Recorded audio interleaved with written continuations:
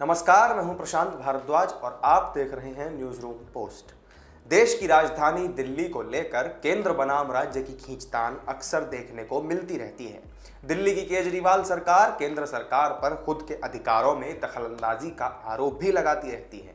दिल्ली के तीनों नगर निगमों का विलय कराने के फैसले ने भी दिल्ली सरकार और केंद्र सरकार के बीच तकरार की नई वजह पैदा कर दी।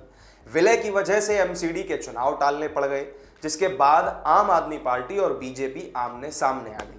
सियासी वार पलटवार शुरू हो गया। सोमवार को लोकसभा से पारित हो जाने के बाद राज्यसभा में इस बिल को पेश किए जाने के दौरान गृह मंत्री अमित शाह ने भी कहा कि दिल्ली सरकार तीनों नगर निगमों के साथ सौतेला व्यवहार कर रही है। उन्होंने आम आदमी पार्टी पर निशाना साधते हुए कहा कि कहीं एमसीडी लेते लेते उनके हाथ से दिल्ली की सरकार ही न चली जाए। तीनों नगर निगमों को मिलाकर एक बनाने वाला यह बिल संसद के दोनों सदनों से पारित हो चुका है और अब राष्ट्रपति के दस्तखत होने के बाद यह कानून की शक्ल भी ले लेगा। लेकिन इस पूरे मुद्दे पर उठे सियासी बवंडर के बीच सवाल आखिर यह है कि एमसीडी इलेक्शन से पहले तीनों नगर निगमों का विलय आखिर किस लिए और किसे इससे फायदा होगा। इन सवालों के जवाब मिलेंगे आपको, लेकिन शर्त हमारी यही है कि आप ये वीडियो लास्ट तक जरूर देखिएगा। असल में इस बिल के कानून बन जाने के बाद से केंद्र को एमसीडी तक सीधे फंड पहुंचाने का विकल्प मिल जाएगा, जिसके बाद एमसीडी को फंड के संकट से नहीं जूझना पड़ेगा। लेकिन बात यहीं पर खत्म नहीं होती। बीजेपी इस प्रस्ताव से अपने सियासी हित भी साधने में जुटी है।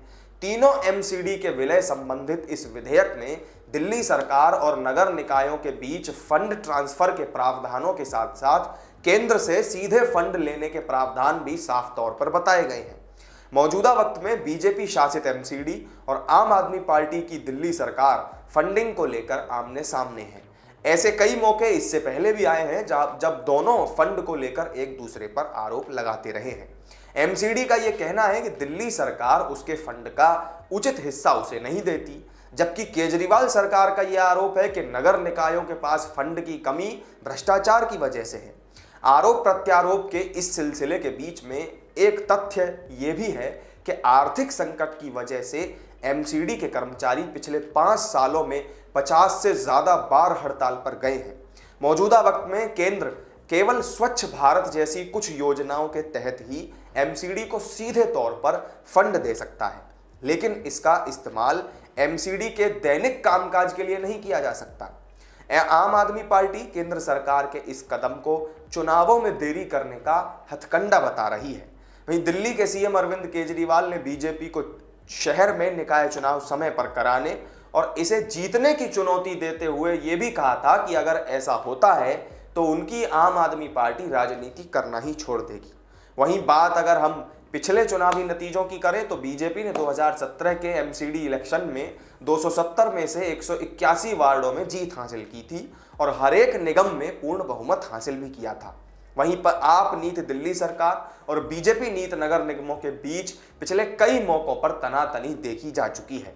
दिल्ली के तीनों नगर निगमों के 272 वार्ड के लिए चुनाव अप्रैल में होने वाले थे, लेकिन तीनों नगर निगमों के विलय संबंधी प्रस्ताव सामने आने के बाद स्टेट इलेक्शन कमीशन ने चुनावों को टालने का फैसला किया था।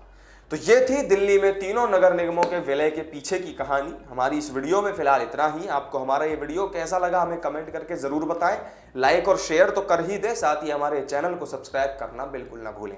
किसी नई वीडियो में नई जानकारी के साथ आपसे फिर होगी मुलाकात। नमस्कार।